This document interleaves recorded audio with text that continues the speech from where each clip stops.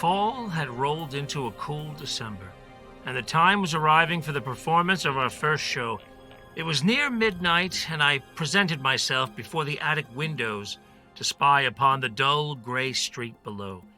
Lit by the familiar sodium lamps, my truck, the yard, and the houses all seemed devoid of color. Our first show was scheduled for the following evening, and no amount of tossing and turning could bring my run-down mind to rest. My head was a spinning cyclone carrying within it all the logistical problems, equipment checklists, timetables, and of course my own lines. I twisted the thin rod of the Venetian blinds, slowly extinguishing the bland scenery for a moment, only to twist it open again to remind myself of the desaturated lifelessness without. My gaze refocused from the street to the dust loitering thickly on the plastic blades. My steady exhalations dislodged an occasional mote, which then drifted away to another resting place to start a new life with dust of a different sort.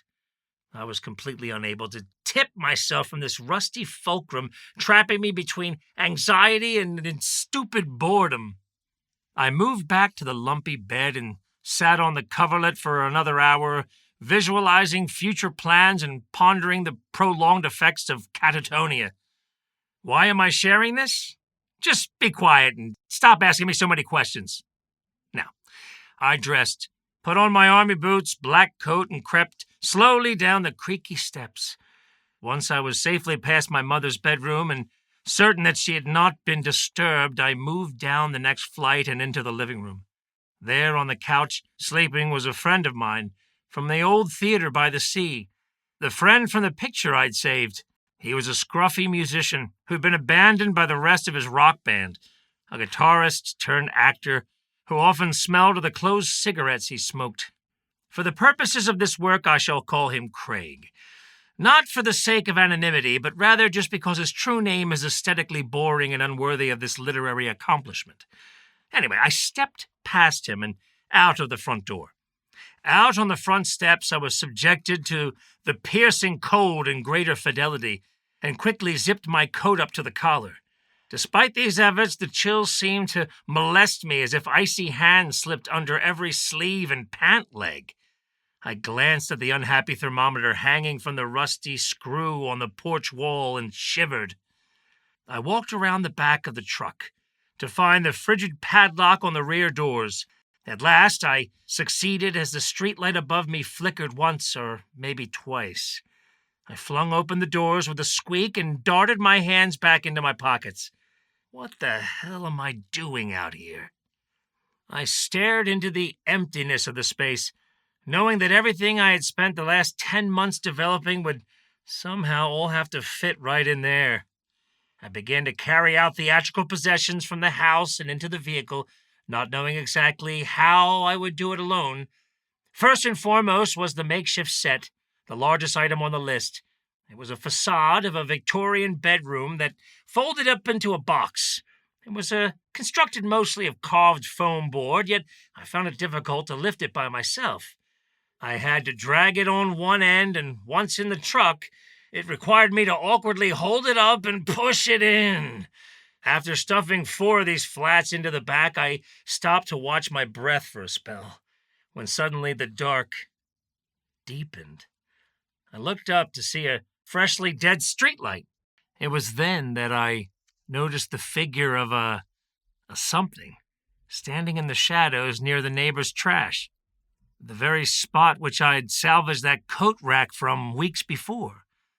The figure was dressed in multiple dark and ill-fitting layers, which made it appear abnormally large. Though still at a distance, I stared hard upon it.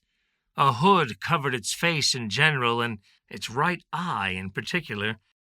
The bedraggled, tattered clothing almost blended in with the garbage and refuse that it stood beside. It moved slightly, bending over the trash. Startled and dazed, I continued to work, acting indifferent to its unwelcome presence. I distracted myself with the other items I still needed to move in from the porch. Speakers, an amplifier, all from my mother's days with her band that I had borrowed without permission. Also, a worn-out light board that my father had given to me to fix years before, which I had never quite returned. As I picked up the items, I kept my eye on the foolish figure. Whether he was a vagrant trying to steal something, or worse still, the nosy neighbor himself, he greatly unsettled me. As I returned with a milk crate full of tools, one of them, a hammer, fell out onto the sidewalk with a clank. The man hadn't moved, nor did he seem to want conversation. "Late for a walk, isn't it?" I asked extra loudly, sliding the crate into the truck bed. Late? Yes, an error I would much like to remedy. Despite the odd choice of words, his voice was rough, older, and that information relieved me slightly, as it would indicate a lack of physical strength, although I could see no sign of his breath. "Why don't you get walking then?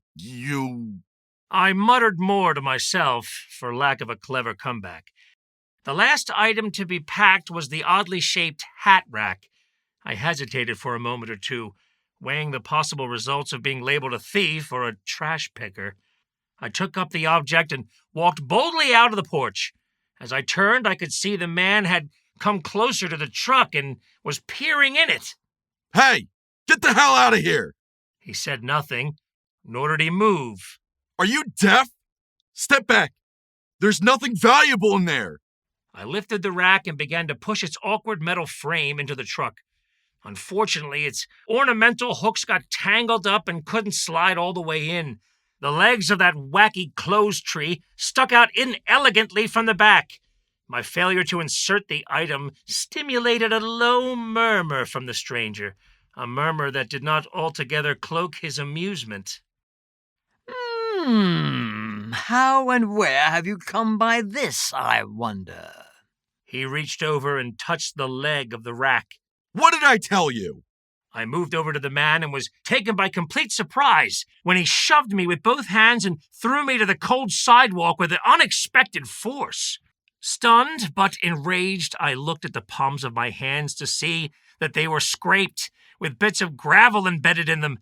I grabbed the fallen hammer in front of me, raised myself, and turned to strike. But the figure was gone. I ran around the truck twice, but saw nothing but my own fresh breath clouding in front of me. A quick look down the street each way uncovered only a few crows perched on the railing along the top of the truck. "Asshole!" I yelled before I stepped back to the doors and slammed them. The birds flew away at the noise and landed again on a nearby telephone wire.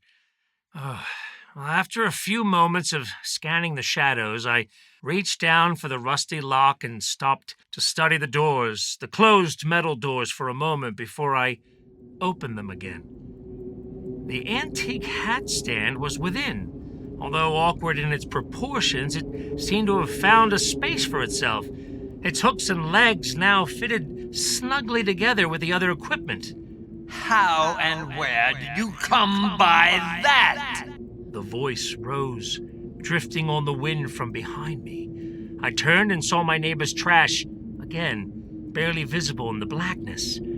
I walked closer to it and noticed a pile of filthy, discarded clothing on the ground.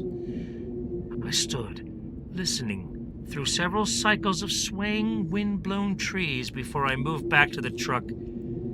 I shut the doors, put on the padlock, and after a quick tug, retreated back to my attic.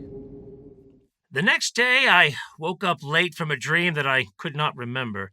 The fact that I couldn't recall it troubled me, especially since my dreams were usually of a type that one could not easily forget.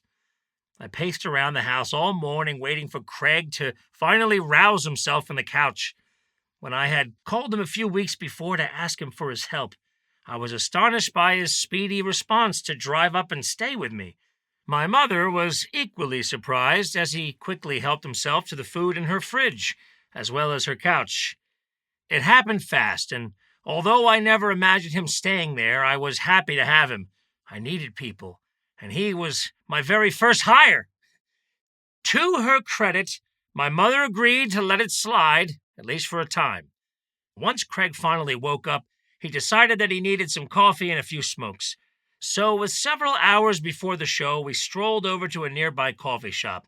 We were somewhat surprised when it started to snow, but paid little attention to it, preferring instead to play chess all afternoon to the dismay of the barista. Hey, man, I just wanted to tell you, thanks for letting me crash. I appreciate it. Craig said. You're more than welcome.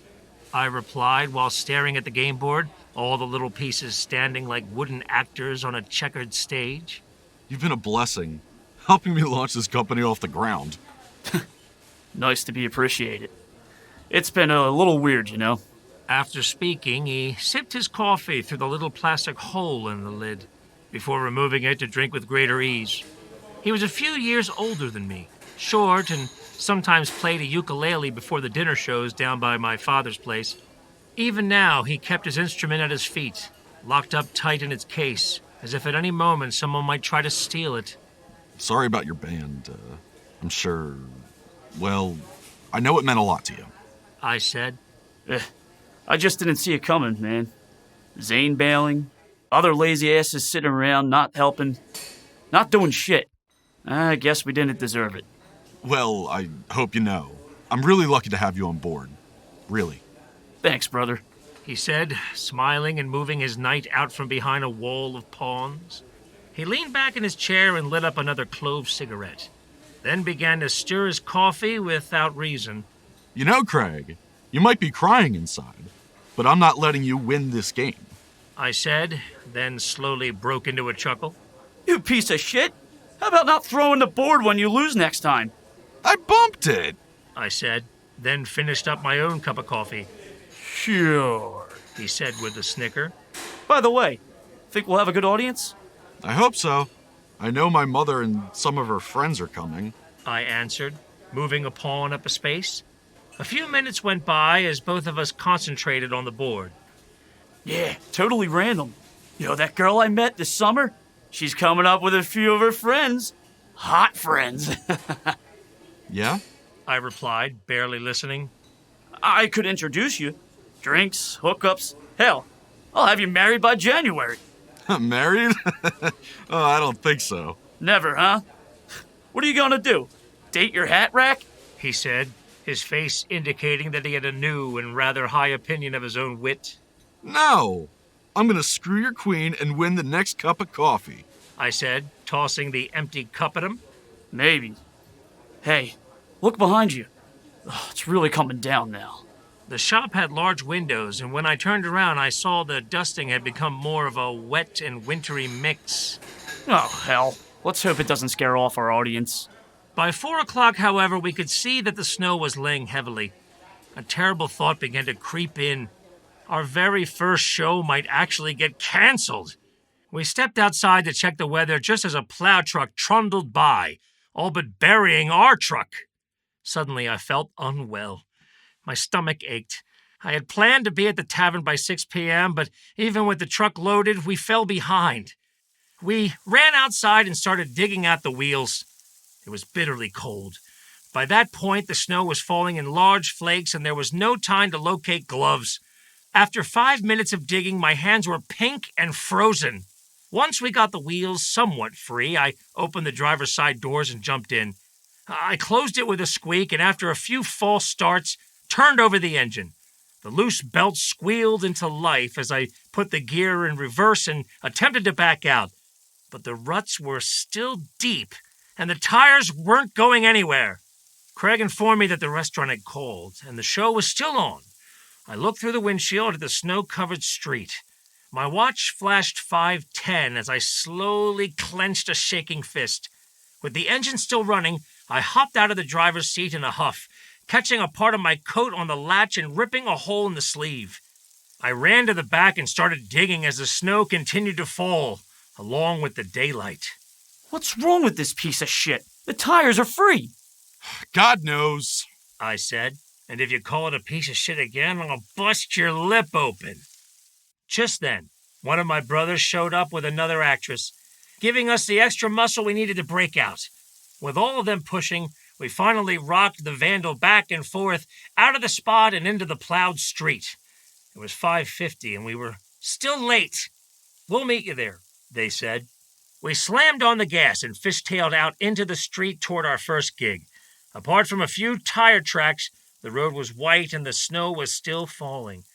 We took a few moments to collect ourselves and our breath before Craig broke the tension and risked some conversation.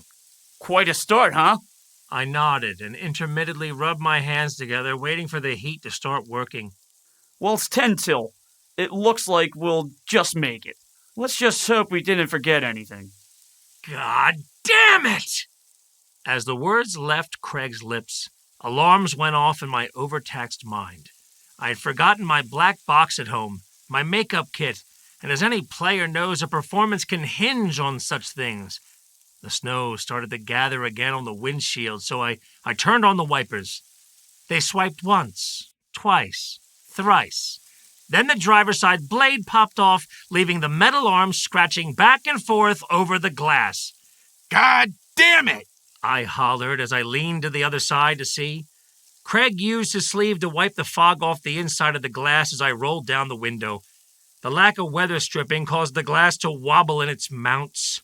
The driver behind me slammed on his horn, apparently irritated by all the snow blowing off the top of the truck. We'll make it, Craig said as I clenched my teeth. What else is the matter? He asked, with a slight tremble in his voice as my driving became more edgy. Nothing. I forgot my makeup kit at the house. He took his ball cap off and wiped his hair and face a few times before putting his hat back on. Let's go back for it. Are you kidding? I'm not getting stuck out there again. You didn't need it anyway. We're in a bar. There isn't going to be any dressing rooms. My hands tightened on the steering wheel.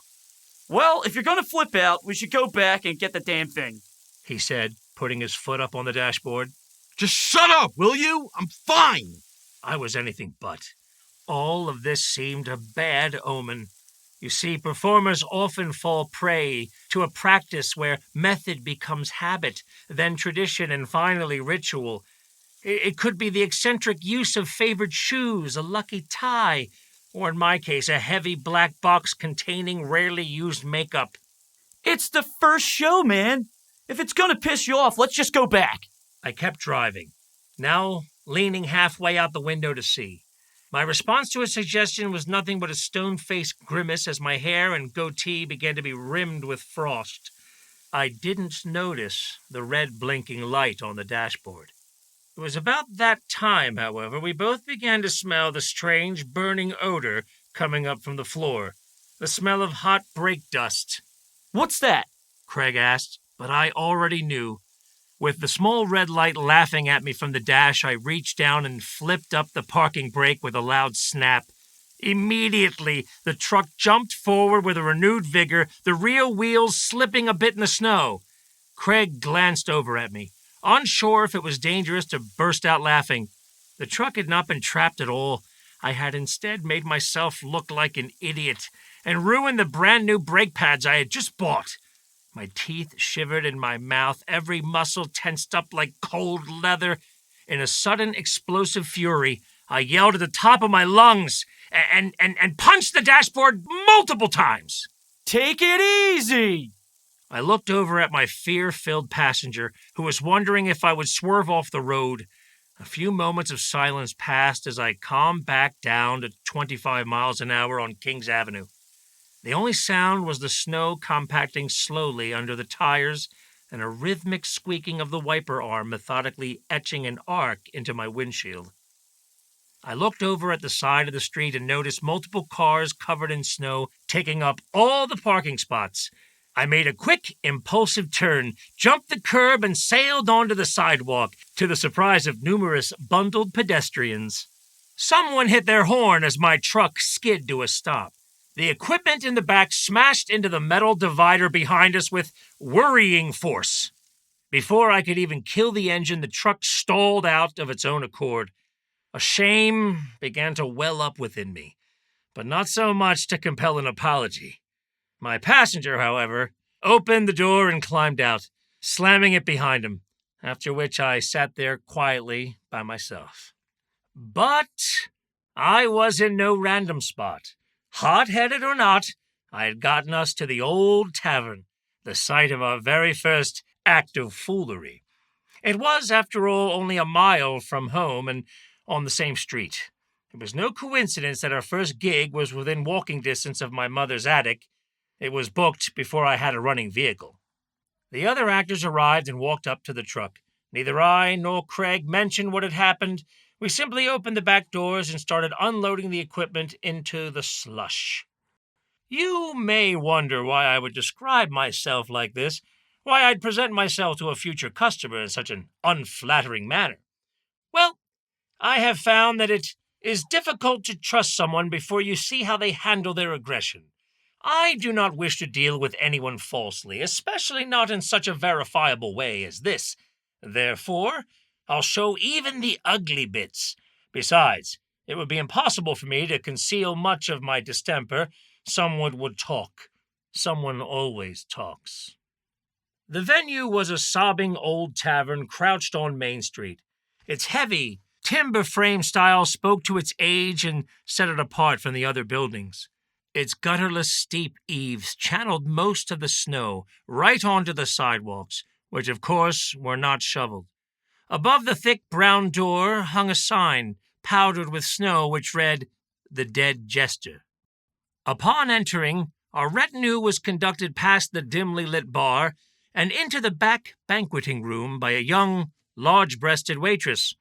The load-in took a considerably long time, and once inside, most of the equipment had to be toweled off.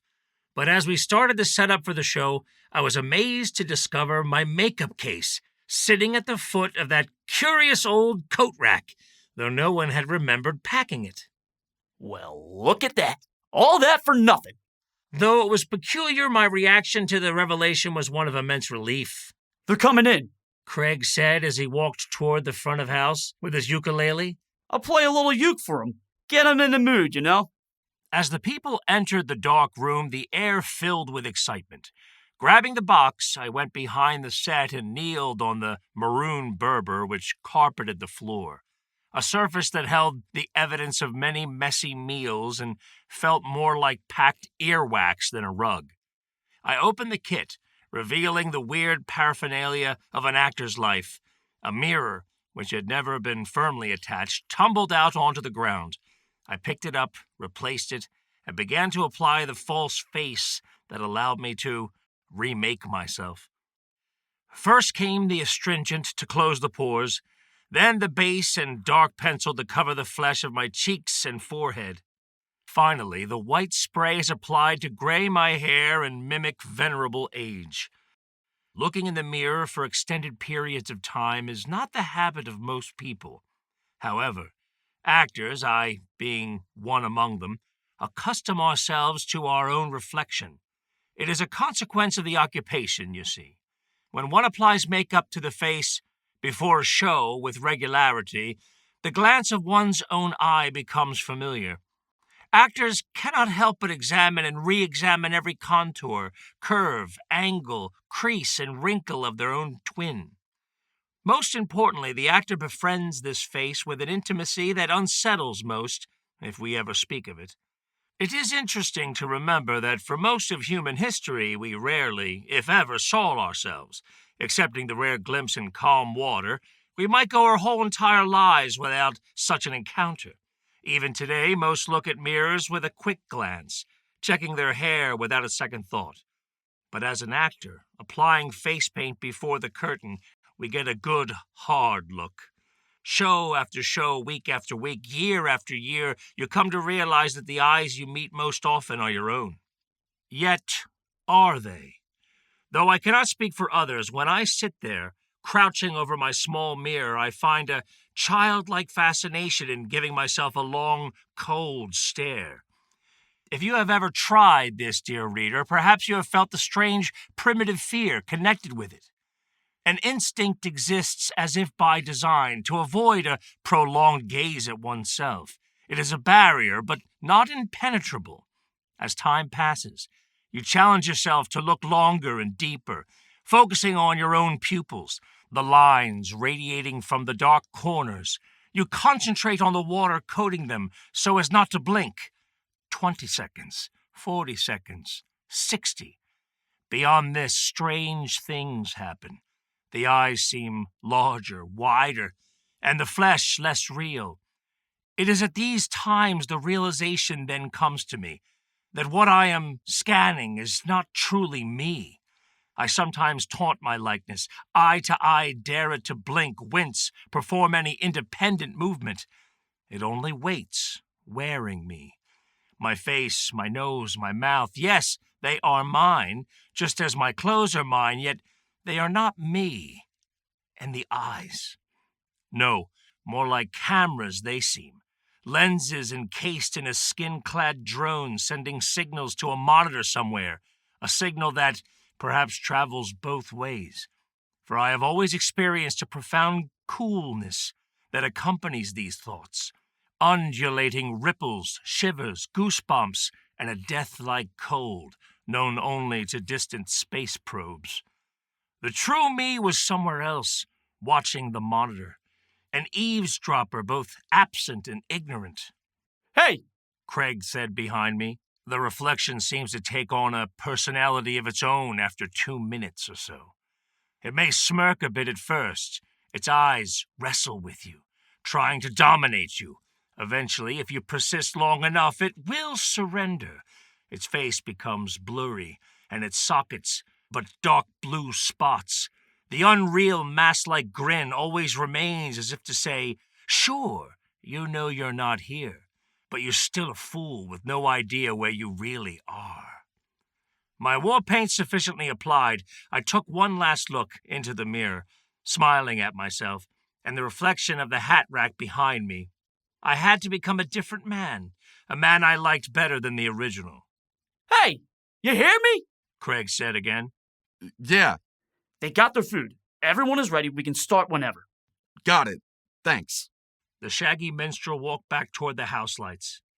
The servers had opened up the meager buffet, which meant the show would soon begin. I cocked my head to look through the space in the set where I could spy on the audience. Their contented faces leapt up at me and brought back into my thoughts the eerie manifestation I had seen at my last show. What's lurking behind your faces? Mirth hurlers.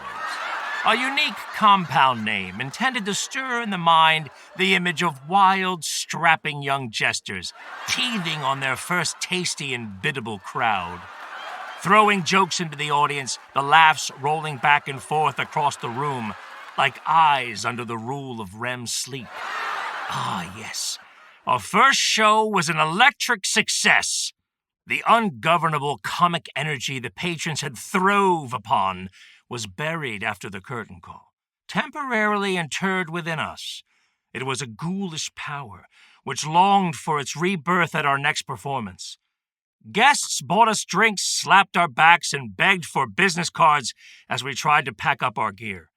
We could not have had a better opening night.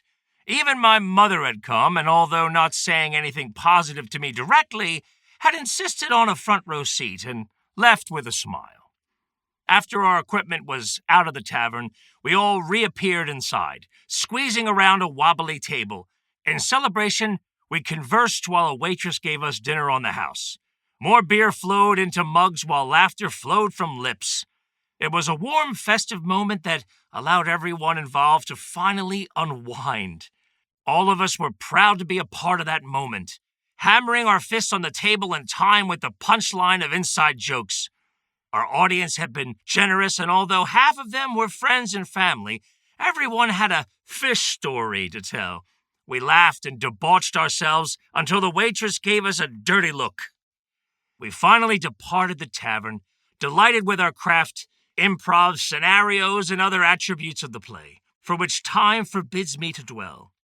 It is unfortunate that I cannot spend more time on the actual content of the exhibition, but no, I must omit much of what occurred between Scene 1 and the curtain and pass over those affairs. Why, you asked? Why shall I tell you nothing of the play itself?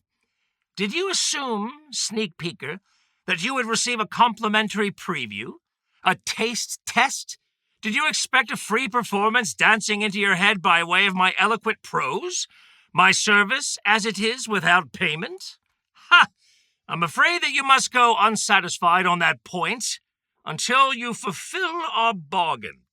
I make my living by exposing my entertainment, and am not prepared to give it away for free. But if that explanation alone will not pacify you, know this. It is far from my only cause for keeping you thus unilluminated. Understand that spending time on lines, blocking, songs, and wordplay would only distract you and explain nothing about what is truly important. The greatest consequence of that night is what I shall now tell. The fact that the eerie alteration in the audience never occurred, nor had that half-visible violet-eyed creature I had seen behind the faces betray itself. With my recent vivid dreams, I earnestly expected it, yet it came neither at the start nor the end of the show. However, it was the interesting occurrence that happened after the performance that is most worthy of mention. After we left the tavern and returned home, I received a phone call. At least I think I did. I was notified that we had left the coat rack behind in the back room. Annoyed, I jumped back into the truck in the cold evening to retrieve it. When I finally reached the sagging old alehouse again, I shivered my way up to the entrance and tried the handle. It was locked. I knocked on the door. A young busgirl peeked out from the darkness and opened it slightly. They said we left something. I'm just here to pick it up real quick, I said. I could tell by her expression that she felt nervous opening the door so late. As I had no desire to journey back the next morning, I smiled and acted more jovial than normal in order to disarm her. Finally, she opened the door and let me in. Then I killed her. Just kidding. Only keeping you on your toes there, reader.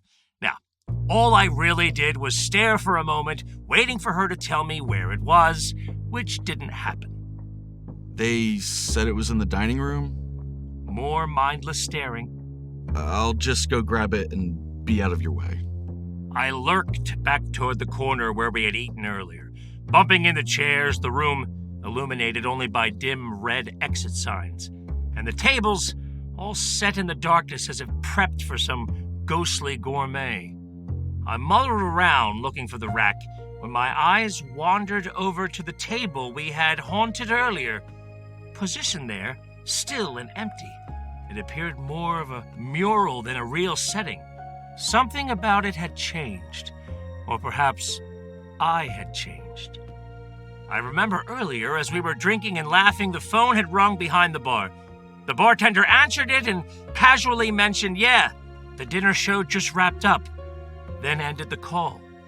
It was a simple, mundane sort of occurrence, yet those words now triggered in me a realization that my thoughts had become a thing. What had been a dream a few months earlier was reality now. Riddlesbrood was no longer confined to my mind or the borders of an attic. It was loose. The insight came upon me that the crucial thing was not what the company was. It was about what it might become. The customers had been at the table laughing. The actors had sat around drinking. Even the mug of beer in front of me had existed, all because the dinner show wrapped up. And that was all because, first, it was dreamt up. Where the hell is it? I thought. I returned to the search. The coat rack was not exactly small, yet it seemed to be nowhere. After more fruitless exploration, I went back to the front bar looking for that girl. Hey, are you there? Where's the coat rack? There was no response. Hello? They said it was back here. Finally, I decided to leave, not wanting to go back into the kitchen. I walked out the front door and let it lock behind me. From somewhere, a strange metallic tone filled the air. I looked over to see the vandal parked rather crookedly in its spot and wondered for a moment. I crunched my way over the snow up to the back and pulled the keys from my coat pocket. After removing the rusty lock, I yanked open the doors and checked inside. How is this even possible? The hat stand was there, delicately intertwined with the other props and equipment, packed as if it had always been there. Besides its cameo in my unusual dream, its only other distinction was that of it being our first prop, but there it was, and must have been all along. Its oddness had, again, been reinforced to the detriment of reason, yet the precise reasons were, as always, hard to explain. Throughout our rehearsals, the very look of it filled most observers with a strange disquiet. The metal tubes that formed the hooked stand were dented, twisted, and connected together in a manner reminiscent of museum bones. Its thin interspine rising up to fuse with a menacing candelabrum, sprouting arms more akin to bent pokers. Its feet, too, evoked a primal discomfort, the sharp, collapsible legs terminating into tarnished, griffin-like claws. Even the color of it was hard to pin down. Sometimes it appeared gold, and others more of a polished gunmetal. Rarely had anyone called it the same thing, nor described it precisely the same way. When you observed the item, especially after a short absence, it was always a disturbing surprise. Although it was solid, real, and clear to see as anything else, you were jarred by a spooky comparison, as if the very memory that you had of it failed to match that which rested before your eyes.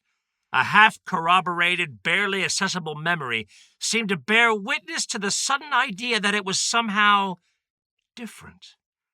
Despite this deep-pounding testimony in one's head, you could never quite take the stand, for memory is ever so slippery, while metal is cold, hard fact. Eventually, when I closed the doors of the truck, I shuttered my eyes as well. I pictured the hat rack in my mind, dwelling on it, walking about the thought of it like exploring an old ruin. As I did so, I began to feel a strange remoteness. It was as if the notions on which my mind chewed were also in a way geographical, as if by imagining the object my very thoughts had wandered into a grotto seldom perceived, perhaps never seen by mortal men. That is when I heard in the wind the question again. How and where have you come by this?